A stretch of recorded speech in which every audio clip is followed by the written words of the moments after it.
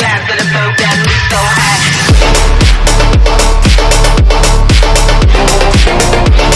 I don't ever slow up, no I don't take shit. I got no love for the fakeness. If you wanna play tough and wanna hate this, I'll always show up. I don't ever slow up, no I don't take shit. I got no love for the fakeness. If you wanna play tough and wanna hate this, I'll always show up and make a statement. I don't ever slow up, no I don't take shit. I got no love for the fakeness. If you wanna play tough and wanna hate this, I'll always show up and make a statement. Everything I do so instinctive and so passionate. Every word I move so descriptive like an adjective. I got a vendetta against people who patented being negative when you should be getting after it. I got facts over tracks, this and that. Spitting slow, spitting fast. I could roast, I could gas. Think I'm okay at last, but I don't know if that can erase all the past. And the pettiness, a reflection of the emptiness. Hilarious, you think you're worth my time, you're delirious. Mysterious, because you hide behind a fake exterior. Inferior, you know I'll always be a bit superior. Get off of me, this ain't no humble brag. I want you to hear words, you can say them back. I want you to feel free from the chains at last, and to believe in what you got, it was built to last, yeah. Now that I've been put through. Hello guys, तो ये इसके आसपास मैंने जब ये हल्का सा इसने रिजेक्शन सा स्टार्ट किया ऊपर से, तो मैं निकल गया। ठीक है, 3 बजे वाली कैंडल पर। तो ये आज की ट्रेड थी। काफ़ी दिनों बाद ट्रेड मैंने पकड़ी है। ठीक है, काफ़ी अच्छी ट्रेड्स मैंने छोड़ दी। जैसे कल की जो ट्रेड थी, कल का दिखाता हूँ। जैसे ये जो ट्रेड थी बहुत सिंपल थी, आसानी से चला गया, मैंने नहीं करी थी। ठीक है, ये जो ट्रेड थी यहाँ पर, ठीक है, ये जो ट्रेड थी ये भी बहुत सिंपल थी। ठीक है, नेगेटिव प्राइस एक्शन में नेगेटिव की ट्रेड बन गई थी, ये भी मैंने छोड़ दी थी। तो मतलब इसका सीधा सा मतलब है कि मतलब तुम्हारे लॉजिक अच्छे हैं, उससे ज़्यादा फ़र्क नहीं, मतलब उससे भी फ़र्क पड़ता है, लेकिन लॉजिक से ज़्यादा इंपॉर्टेंट है तुम्हारा आउटसाइड का जो डिसिप्लिन है, वो बहुत इंपॉर्टेंट है। मेरा आउटसाइड का डिसिप्लिन उतना ज़्यादा अच्छा है नहीं।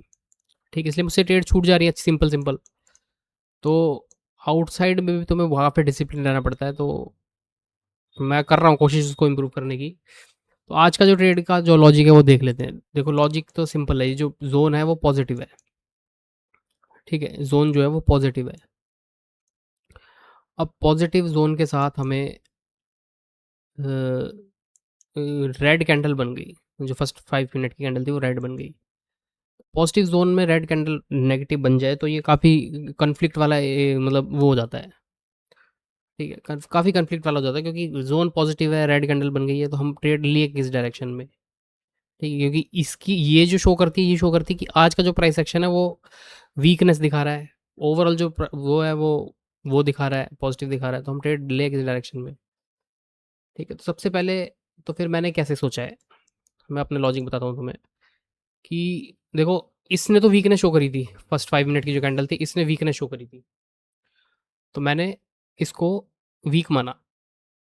ठीक है, डे को आज का वीक माना, इसलिए मैंने ये वाली ट्रेड छोड़ दी थी। ये वाली जो ट्रेड थी, ठीक है, ये वाली मैंने ट्रेड छोड़ दी थी। क्यों? एक तो ऊपर से वीक है, मतलब ऊपर से वीक आ रही है, ऊपर से रेड कैंडल बनी हुई है, इसलिए मैंने ये वाली ट्रेड छोड़ दी थी। ठीक है, जो चलती भी नहीं, अगर ले भी लेता तो चलती भी नहीं।